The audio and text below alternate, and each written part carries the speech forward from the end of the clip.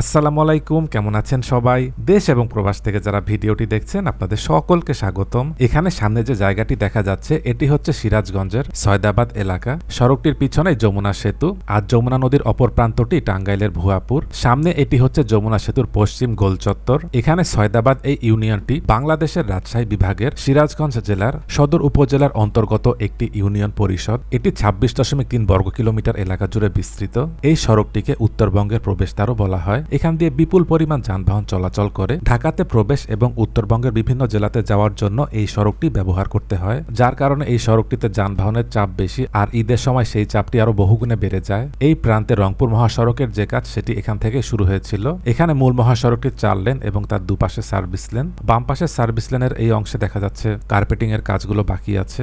ডান পাশে সয়দাবাদ রেল স্টেশনের কাজও হয়ে গেছে। এই রেল স্টেশনটির পিছনেই 68 মেগাওয়াট সোলার পার্ক। এখানে একটি রেলওয়ে ইকোনমিক জোন হওয়ার কথা রয়েছে এবং আরেকটু সামনেই সিরাজগঞ্জ ইকোনমিক জোনের জন্য নির্ধারিত স্থান। সেখানে একটি ওভারপাস এবং ঝাউইল ওভারপাসের যে কাজ চলছিল আরেকটু সামনের দিকে গেলে বোঝা যাবে সেখানে কি অবস্থায় রয়েছে। ভবিষ্যতে সিরাজগঞ্জ একটি ব্যবসায়িক হাবে পরিণত হতে পারে। এবার একটু সামনে আসলাম। এই প্রান্তে যমুনা সেতুটি পার হয়ে আসলে সামনে এটি প্রথম ওভারপাস পড়বে। এটির দুপাশে সার্ভিস লেনের কাজগুলো হয়ে গেছে। বাম পাশে এখানেই হবে সিরাজগঞ্জ ইকোনমিক জোন এবং সেটিতে প্রবেশের প্রধান গেট এখানেই হবে। আজকের ভিডিওটিতে স্পন্সর করেছে অনলাইন বাংলা স্কুল। পৃথিবীর বিভিন্ন দেশ থেকে প্রবাসী শিশুরা এখান থেকে বাংলা ভাষা শিখতে পারে। বিস্তারিত জানতে ভিজিট করুন onlinebanglaschool.com। তাদের ওয়েবসাইটের লিঙ্কটি নিচে ডেসক্রিপশনে দিয়ে দিচ্ছি, সেখান থেকে পেয়ে যাবেন।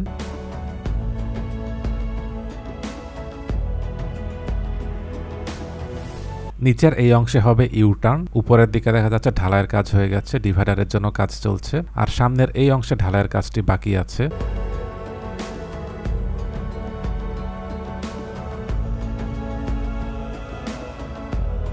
এদিকের অংশে 4 লেন আর দুপাশে সার্ভিস লেনের কাজগুলো হয়ে গেছে। ডান পাশে রেল লাইন যেটি সিঙ্গেল লাইন।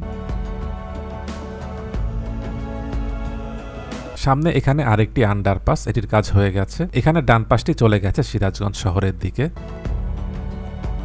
এদিক দিয়ে যাওয়ার পথে দেখতে পেলাম সড়কের মাঝখানে ডিভাইডারগুলো বসে গেছে, আর ডিভাইডারগুলো কংক্রিটের ঢালাই করা।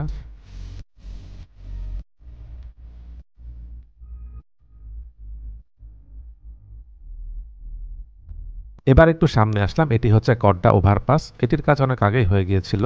যমুনা সেতু থেকে কড্ডার এই মোড়টি কাছেই। এখানে দূরত্ব 6 কিলোমিটার। আরেকটু সামনেই ঝাউইল ওভারপাস। এখানেও দেখা যাচ্ছে সড়কের মাঝে ডিভাইডারগুলো বসে গেছে, আর বাম পাশে ডিভাইডারের কাজগুলো বাকি আছে। সিরাজগঞ্জের এই দিক দিয়ে যখন যায় তখন খুব ভালো লাগে। দুপাশে খুব চমৎকার প্রাকৃতিক পরিবেশ, আর এক এক ঋতুতে এখানে দৃশ্যগুলো এক এক রকম হয়ে যায়। আলহামদুলিল্লাহ, এখানে সড়কের দুপাশে গাছ লাগিয়ে দিলে এবং পরিচর্যা করে রাখলে এই জায়গাটি দেখতে যেমন সুন্দর লাগবে, সেই সাথে এটি আমাদের পরিবেশের জন্য ভালো হবে। মহাসড়ক দিয়ে চলার সময় আমরা যেন যানবাহন থেকে পানির বোতল, চিপসের প্যাকেট এগুলো যেন না ফেলি। অনেক সময় দেখা গিয়েছে মহাসড়কে পানির বোতল পড়ে থাকার কারণে সেখান থেকেও সড়ক দুর্ঘটনার মতো ঘটনা ঘটেছে। এখানে যে ঝাউইল ওভারপাসের কাজ চলছিল এবার সেটির সামনে চলে এসেছে। এই অংশে যানবাহনগুলো 2 লেন করে চলাচল করছে। ঈদের সময় এখানে প্রচুর যানবাহনের চাপ থাকে, যার কারণে এখানে যানজট লাগার একটি সম্ভাবনা রয়েছে। এদিকে ওভারপাসের র্যাম্পে দেখা যাচ্ছে পিচ ঢালাইগুলো হয়ে গেছে, আর একটু সামনে গেলে বোঝা যাবে ওভারপাসের কাজটি হয়ে গিয়েছে কিনা। এই ওভারপাসটির কাজও খুব দ্রুত শেষ করা প্রয়োজন।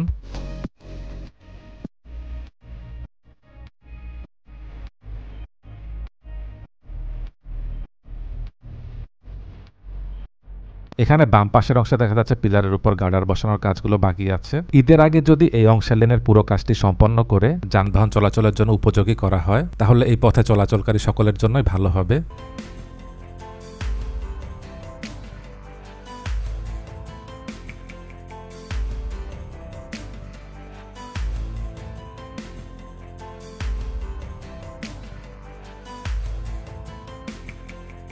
ডান পাশের লেনের এই অংশে দেখা যাচ্ছে ঢালাইয়ের কাজগুলো বাকি আছে।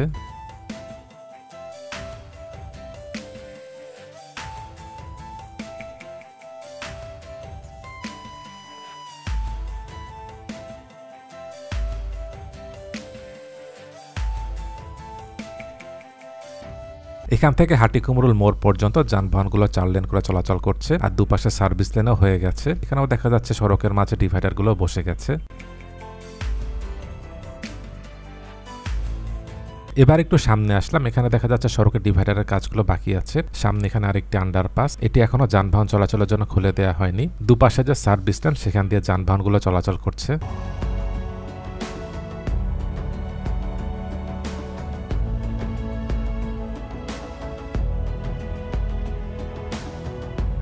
এবার চলে এসেছি পাঁচলিয়ার দিকে, আর একটু সামনে হাটিকুমরুল মোড়, সেখানে ইন্টারচেঞ্জের কাজ চলছে। এখানের আন্ডারপাসটি দেখা যাচ্ছে যানবাহন চলাচলের জন্য খুলে দেওয়া হয়েছে।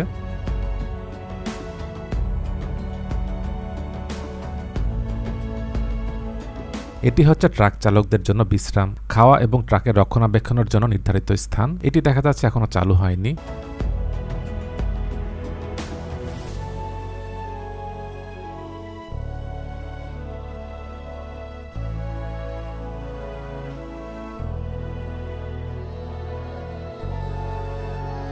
সামনেই হাটিকুমরুল মোড়, ইন্টারচেঞ্জের জন্য যে কাজ সেটি এখান থেকে শুরু হয়েছে। এখানের ইন্টারচেঞ্জটি দেখা যাচ্ছে আস্তে আস্তে দৃশ্যমান হচ্ছে।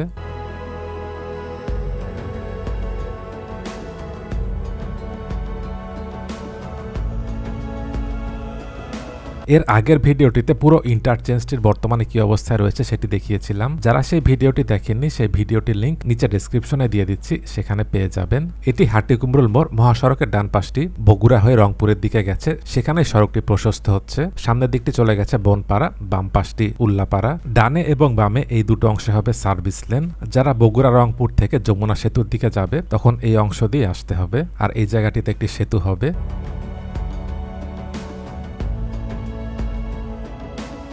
বাম পাশে এখানে যে গোল অংশ হবে, এখানে পিলারের কাজগুলো দেখা যাচ্ছে হয়ে গেছে। এটি হচ্ছে যারা সামনে বনপাড়া থেকে উল্লাপাড়ায় যাবে তাদের জন্য। এখান থেকে সামনের অংশটি চলে গেছে রংপুরে।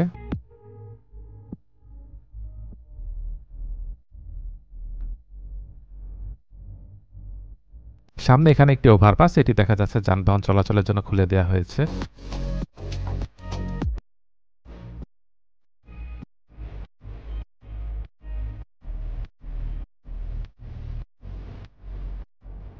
এবার একটু সামনে আসলাম, এখানে সড়কটি দেখতে পাচ্ছি আরসিসি ঢালাই করা, আর দুপাশে যে সার্ভিস লেন সেগুলোর কাজ বাকি আছে। মূল মহাসড়কের 4 লেন করে যানবাহনগুলো চলাচল করছে।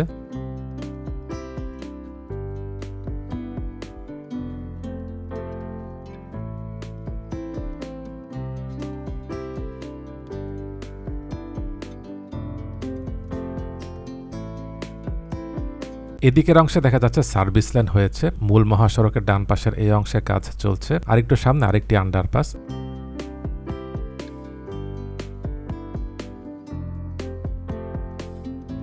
এবার ঘুরকা বেলতলা বাজারে চলে এসেছি, আর এখানের যে আন্ডারপাস এটি দেখা যাচ্ছে হয়ে গেছে, ফিনিশিং এর কাজগুলো বাকি আছে।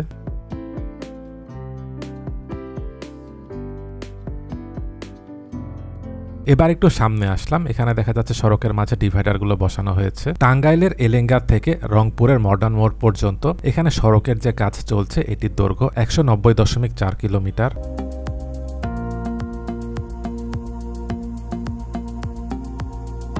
এবার একটু সামনে আসলাম, এখানে সড়কে দেখা যাচ্ছে কার্পেটিং করা হয়েছে। একটু আগে আসার সময় দেখতে পেয়েছিলাম সেখানে আরসিসি ঢালাই করা ছিল।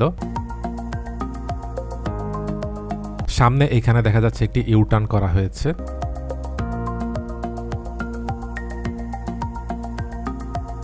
এবার একটু সামনে আসলাম ভুঁইয়াগাতির দিকে, এখান থেকে দেখা যাচ্ছে সড়কটি 2 লেন করে চলাচল করছে। বাম পাশে সার্ভিস লেনে ঢালাই করা হয়েছে, ডান পাশের এই অংশ দিয়ে সড়কটি সম্ভবত সোজা হবে।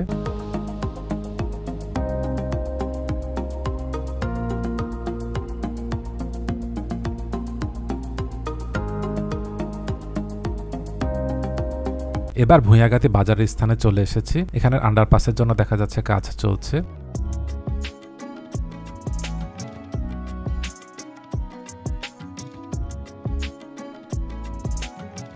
ডান পাশের সড়কটি এখানে মূল মহাসড়কের সাথে সংযুক্ত হবে। ক্যামেরার ব্যাটারিগুলোতে আর বেশি চার্জ নেই, আজকে এ পর্যন্তই।